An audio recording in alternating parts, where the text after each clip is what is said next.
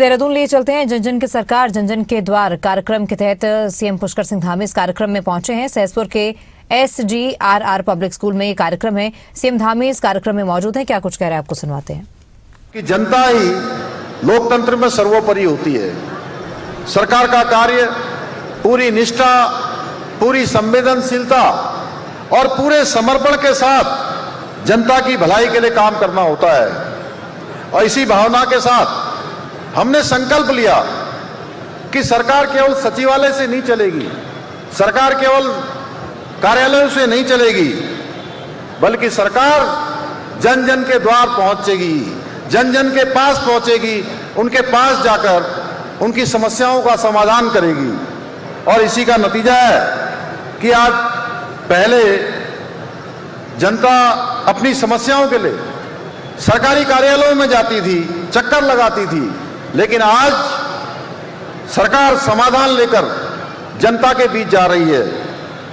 पहले जनता सरकार को खोजती थी, आज सरकार जनता को खोजते हुए उनके द्वार तक पहुंच रही है।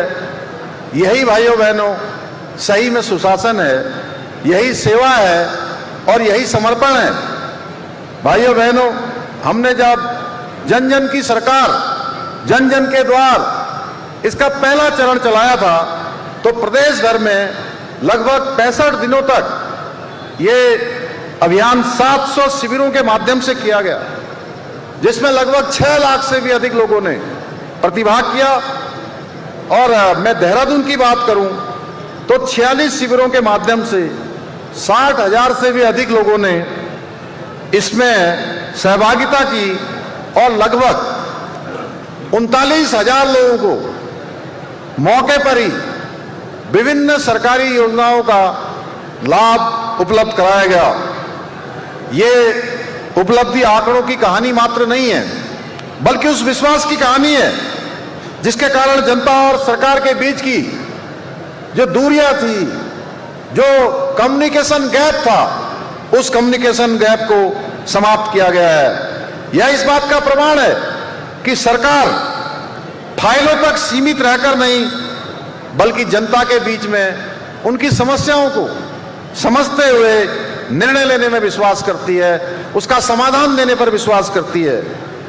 हमारा स्पष्ट मानना है कि किसी भी सरकार का मूल्यांकन उसके बड़े बड़े भवनों से नहीं, बड़े बड़े कार्यालय और दफ्तरों से नहीं, बल्कि आम नागरिक के जीवन में सकारात्मक बदलाव, उसके चेहरे पर मुस्कान और उसकी बढ़ी हुई सुविधाओं से होता है कि हमने उसके जीवन को कितना आसान किया है, कितनी उनकी रोजमर्रा की जो दिनचर्या है उसमें कितना सहयोग सरकार की नीतियों के कारण हुआ है। भाइयों बहनों, सेवा, सुशासन और समर्पण के 5 वर्ष पूरे होने के अवसर पर आयोजित सेवा पखवाड़ा, प्रदेश भर में जन सेवा शिविर आयोजित किए जा रहे हैं ताकि सरकार की योजनाओं का लाभ अधिक से अधिक लोगों तक पहुंच सके, अधिक से अधिक लोग इन योजनाओं का लाभ उठा सकें। साथ ही हमारा प्रयास है कि अब आम जनता को अपने छोटे छोटे काम करवाने के लिए सरकारी कार्यालयों के चक्कर न लगाना पड़े, अपने घर से दूर न जाना पड़े, बल्कि सरकार स्वयं उनके द्वार पर पहुंचकर उनकी समस्याओं का समाधान करवाए और आवश्यक सेवाएं उपलब्ध करवाने का काम सरकार करे। भाइयों बहनों, आप सभी जानते हैं बहुत दूर दराज के क्षेत्र हैं जहां के लोग अपने कामों के लिए, अपनी समस्याओं के लिए दूर के दफ्तरों तक जाने में उनको अनेक परेशानियों का सामना करना पड़ता था। बहुत सारे लोग देहरादून नहीं आ सकते, बहुत सारे लोग जिला मुख्यालय तक भी नहीं जा सकते, बहुत सारे ऐसे स्थान हैं जहां से ब्लॉक मुख्यालय भी अत्यधिक दूर हैं। इसलिए हमने ये संकल्प लिया कि हम चरणबद्ध तरीके से पहले चरण में, दूसरे चरण में, तीसरे चरण में लगातार जन जन की सरकार जन जन के द्वार के कार्यक्रमों को चरणबद्ध तरीके से चलाएंगे, जिसके कारण से लोगों को परेशानियां नहीं होंगी, उनका समय बचेगा, उनको कार्यालयों के चक्कर नहीं लगाने पड़ेंगे, उनके संसाधन बचेंगे, उनको परेशानी नहीं होगी। और उनके समय का भी बहुत बचत होगा। मुझे बताया गया कि 4 जुलाई से प्रारंभ हुए सेवा पखवाड़े के अंतर्गत अभी तक 64,192 लोगों ने इन शिविरों में प्रतिभाग किया है। इस दौरान देहरादून में 5,567 जन समस्याएं प्राप्त हुई हैं, जिनमें से 4,951 का समाधान सुनिश्चित किया गया है। 2,522 नागरिकों को विभिन्न प्रमाण पत्रों से जुड़ी सेवाएं उपलब्ध कराने की प्रक्रिया आगे बढ़ाई गई है। भाइयों बहनों, आज के इस अवसर पर मैं आप सबके बीच यह भी कहना चाहता हूं कि हमारे प्रधानमंत्री श्री नरेंद्र मोदी जी का हमारे राज्य से विशेष लगाव है और उन्होंने बाबा केदार की पवित्र भूमि से उनके मुख से निकले हुए शब्द थे कि 21वीं सदी का ये दशक उत्तराखंड का दशक होगा। आदरणीय प्रधानमंत्री जी के इसी विश्वास को साकार करने के लिए हमारी सरकार पूरी प्रतिबद्धता के साथ काम कर रही है और आज उत्तराखंड में बदलते समय की तस्वीर साफ दिखाई दे रही है। जिस प्रदेश को कभी पलायन और सीमित संसाधनों के लिए जाना जाता था, वही प्रदेश आज विकास, निवेश और संभावनाओं की नई पहचान बन रहा है। आज उत्तराखंड में सड़क हो, शिक्षा हो, पर्यटन हो, स्वास्थ्य हो, पेयजल हो, उद्योग हो या हवाई कनेक्टिविटी हो, हर क्षेत्र में आज अभूतपूर्व परिवर्तन दिखाई दे रहा है। साथ ही उत्तराखंड आज ऐसे अनेक उपलब्धियों का साक्षी बन रहा है जो एक छोटे से हिमालयी राज्य के लिए कर पाना असंभव होता था। जैसे पहली बार G20 की बैठकों का सफल आयोजन हुआ, पहली बार हमारे राज्य के अंदर राष्ट्रीय खेलों का आयोजन हुआ, पर्यटन को पूरे वर्ष गति देने के उद्देश्य से शीतकालीन यात्रा प्रारंभ की गई, पहली बार राज्य में बड़े स्तर पर ग्लोबल इन्वेस्टर समिट का ऐतिहासिक निवेश सम्मेलन आयोजित हुआ। भाइयों बहनों, आज डबल इंजन सरकार के प्रयासों से परिणाम स्पष्ट रूप से दिखाई दे रहे हैं। आज राज्य की अर्थव्यवस्था पहले से 1.5 गुना अधिक बढ़ी है। पिछले एक वर्ष में जीएसडीपी में 7.23% की बढ़ोतरी दर्ज की गई है। साथ ही प्रति व्यक्ति आय में भी 41% की वृद्धि हुई है। राज्य का बजट, जैसा आदरणीय नरेश बंसल जी ने अभी बताया, कि जो मात्र 4,000 करोड़ रुपए से प्रारंभ हुआ, आज वही हमारा बजट बड़ा आकार लेकर 1,11,000 करोड़ की राशि को पार कर गया है। भाइयों बहनों, यह हमारे लिए विकास के मामले में हमें आज तमाम कार्यों का, तमाम नई योजनाओं को आगे बढ़ाने का अवसर देता है। साथ ही प्रदेश में 20,000 नए उद्योग स्थापित हुए हैं और ये सेलाई कुई का क्षेत्र, ये सहसपुर का क्षेत्र, यह तो वास्तव में एक मिनी इंडिया का स्वरूप यहां दिखाई देता है। चाहे वो हमारे शैक्षिक संस्थान हो, चाहे वो इंडस्ट्री हो, चाहे व्यापार का क्षेत्र हो, निवेश का क्षेत्र हो, अत्यधिक संभावनाओं वाले क्षेत्रों में से एक क्षेत्र हमारा इस सहसपुर विधानसभा का क्षेत्र भी है। राज्य में स्टार्टअप की संख्या 700 से बढ़कर 1700 हो गई है, जिसमें हमारे होनहार बच्चे, होनहार युवा अनेक क्षेत्रों में आज अपनी प्रतिभा क्षमता से आगे बढ़ रहे हैं। प्रदेश में आज होटलों की संख्या में 25% की बढ़ोतरी हुई है। भाइयों बहनों, आज पर्यटन और रोजगार को लेकर हमारी नीतियां रंग ला रही है। होम स्टे की संख्या 50% से अधिक बढ़ गई है। डबल इंजन सरकार द्वारा किए गए विकास कार्यों का सुखद परिणाम है कि आज पहाड़ों में रिवर्स पलायन हो रहा है और 44% रिवर्स पलायन बढ़ोतरी उसमें दर्ज की गई है। जो भाई बहन कभी मजबूरी में पहाड़ छोड़कर गए थे, वो वापस अपने घरों को वापस लौट रहे हैं। भाइयों बहनों, आज उत्तराखंड की विकास यात्रा को राष्ट्रीय स्तर पर भी लगातार सम्मान मिल रहा है। चाहे वो नीति आयोग का इंडेक्स हो, सतत विकास के लक्ष्यों को प्राप्त करने में उस सूचकांक में राज्य भर में हमारे राज्य को पहला स्थान मिला है। भाइयों बहनों, ये हम लोगों के लिए बहुत बड़ी उपलब्धि है। विभिन्न मानकों को हमने पूरा किया है।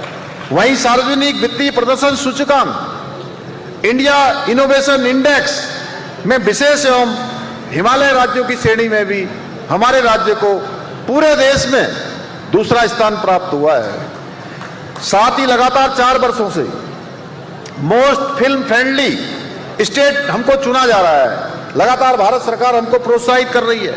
इसके अलावा कृषि, पर्यटन, स्टार्टअप, लॉजिस्टिक, एविएशन, ऊर्जा, मत्स्य विकास और निर्यात जैसे अनेक क्षेत्रों में हमारा राज्य राष्ट्रीय स्तर पर नई पहचान बना रहा है। आपने देखा होगा इधर के सालों में बहुत सारे कानून, बहुत सारे नियम, बहुत सारे बेस्ट प्रैक्टिस जो हम राज्य के अंदर कर रहे हैं उसको पूरे देश में भी मान्यता मिल रही है। यही नहीं, खनन क्षेत्र में किए गए सुधारों के लिए खनन तत्परता सूचांक में भी उत्तराखंड को पूरे देश में दूसरा स्थान प्राप्त हुआ और भारत सरकार ने 200 करोड़ रुपए की धनराशि हमको प्रोत्साहन राशि के रूप में हमारे राज्य को दी है। ये सभी उपलब्धियां इस बात का प्रमाण है कि उत्तराखंड सही दिशा, स्पष्ट संकल्प और तेज गति से आगे बढ़ रहा है। हमें पूरा विश्वास है हम सभी के सामूहिक प्रयासों से विकसित भारत के लिए विकसित उत्तराखंड निर्माण का जो हमारा संकल्प है वह अवश्य साकार होगा। भाइयों बहनों, अब मैं कहना चाहता हूं कि उत्तराखंड में अतीत में भी बहुत सी सरकारें रही, बहुत से काम हुए, सभी ने बहुत प्रयास किए, लेकिन मैं आज आप सबके बीच में, जनता जनार्दन के बीच में गर्व से कह सकता हूं कि जो कार्य उत्तराखंड के इतिहास में आज तक नहीं हो पाए थे, इन फैसलों को लेने का साहस हमारी सरकार ने किया।